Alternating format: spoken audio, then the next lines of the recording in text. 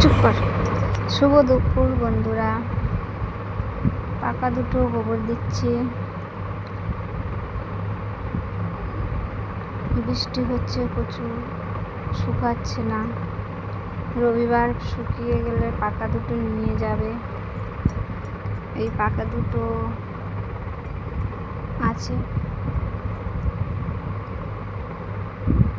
এই পাকা দুটো সব মাটির হাঁড়ি উনুন। এত বর্ষাকালে শুকাচ্ছে না, সব কাঁচা রয়েছে। ভিতরের এই হাঁড়ি উনুনে এখন কাটা হয়নি, উনুনে মুখ কাটা হয়নি, কাটবো। তেল উনুনটা হয়ে গেছে।